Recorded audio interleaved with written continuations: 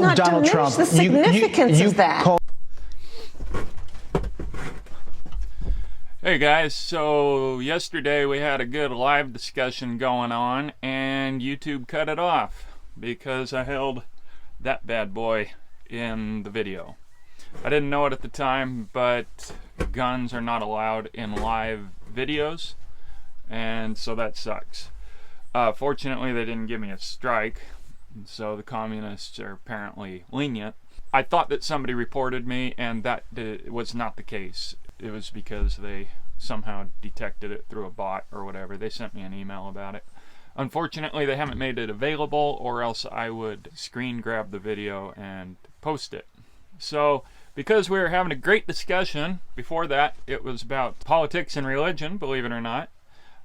We had a good discussion because of the way that I approach it.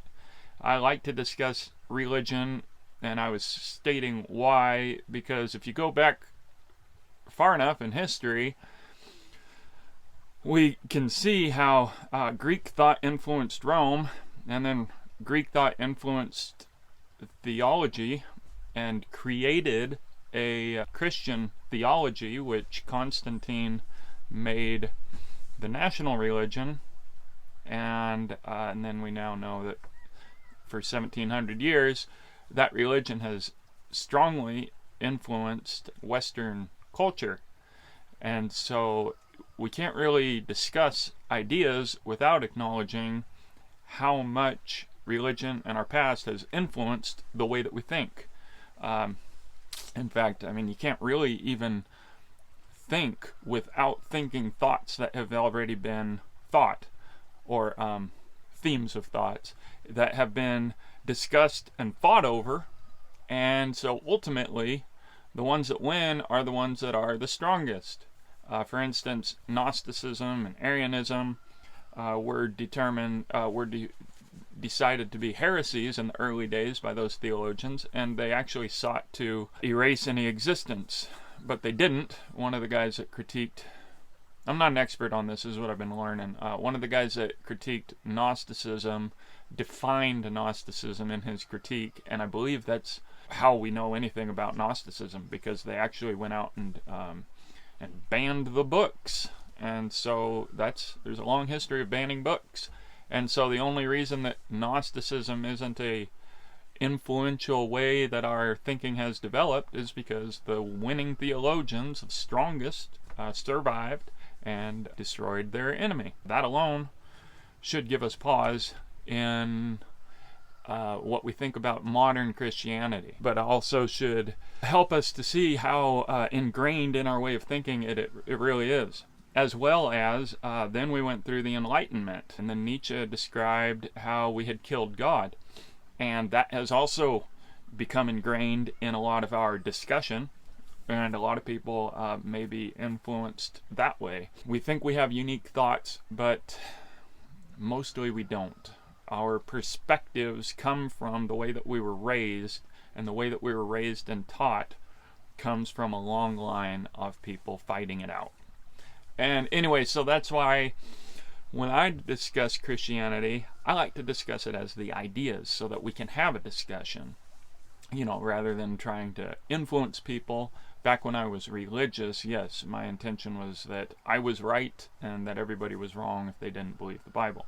Instead, I approach it now with, what are the concepts and ideas? Like the Golden Rule. Is that a good idea?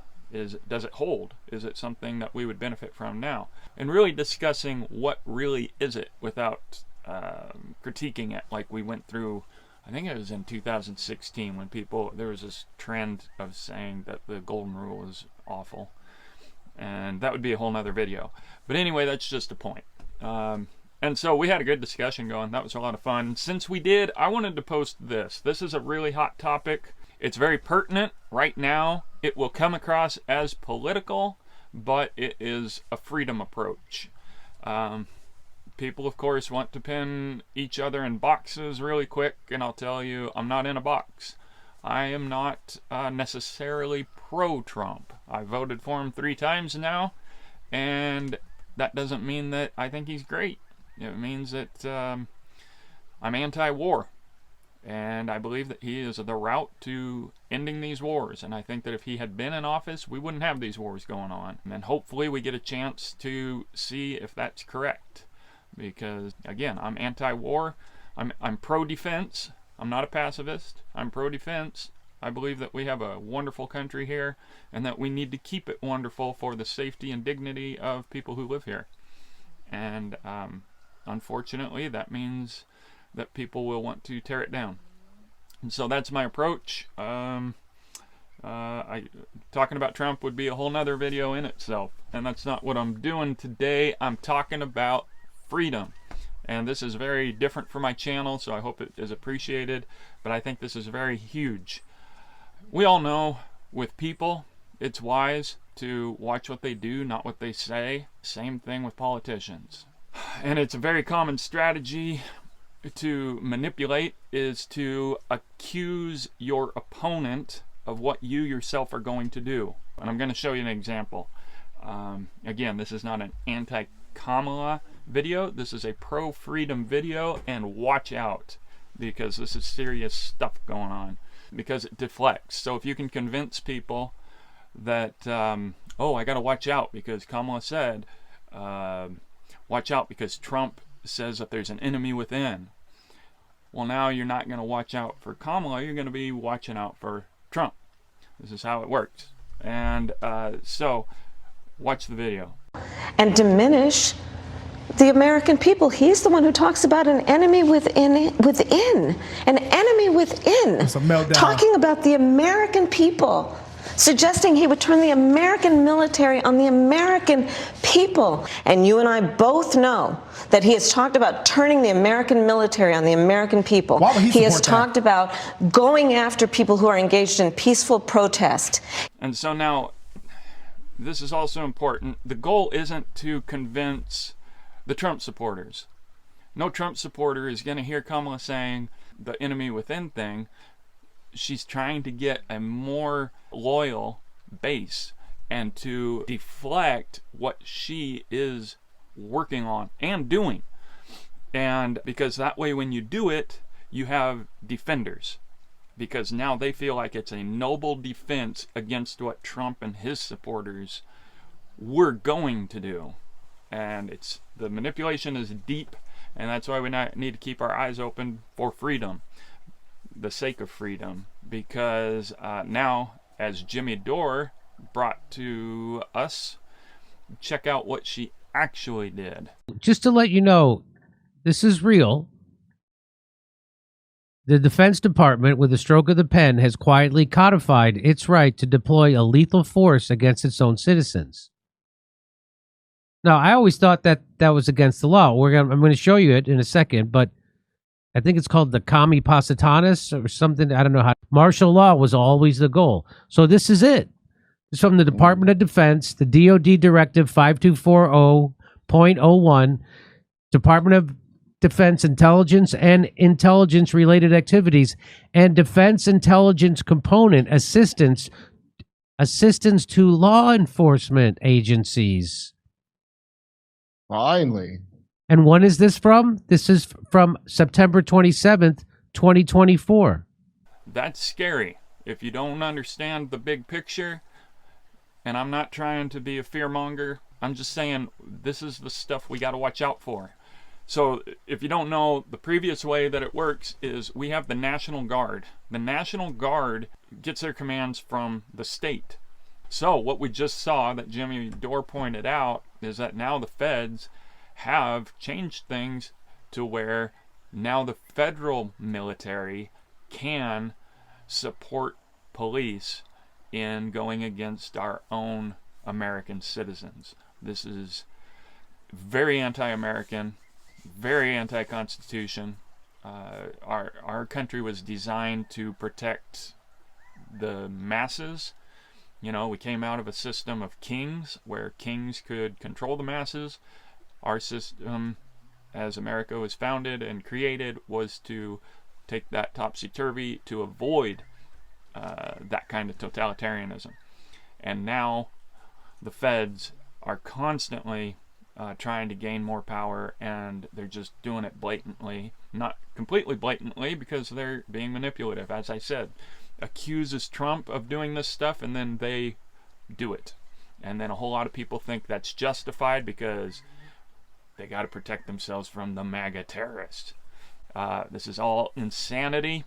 And for a while, I just thought, okay, it's just an open-ended thing, so that I don't know what their plan was.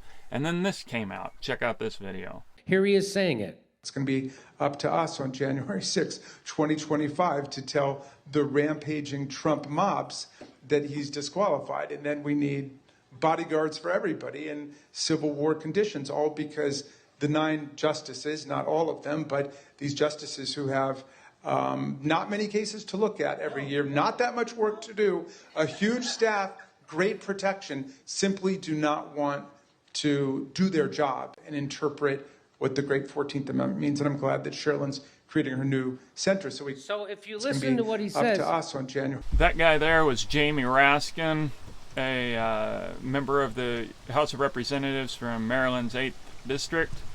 And we're not going to get any one person outlining their plan.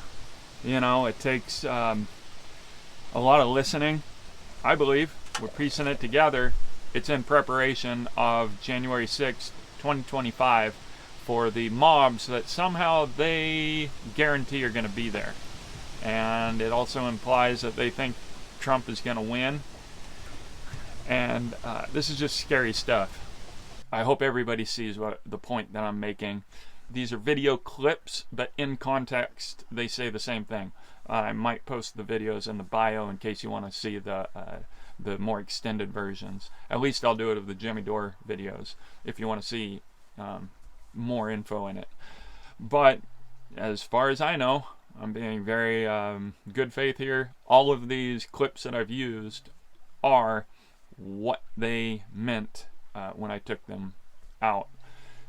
So this is scary stuff, and not to fearmonger, just to be aware. So again, this isn't pro-Trump, this isn't anti-Kamala, this is pro-freedom. We gotta watch out for people, for the manipulation going on. I get requests of people asking me what I've learned since leaving society and living the way that I do. And this is the kind of stuff that I just see so clearly now. The further I get from society, the happier I am.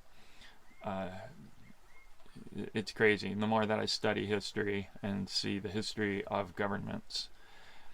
Guys, power wants more power. Anyway, I hope that people who watch this video keep their eyes open. I hope that it leads to discussion, not arguments, not this is how it is type statements. This is how I observe it. So that's what I'm sharing. Alright. Peace out, everybody. Remember, life's a whole lot more fun over on the wild side.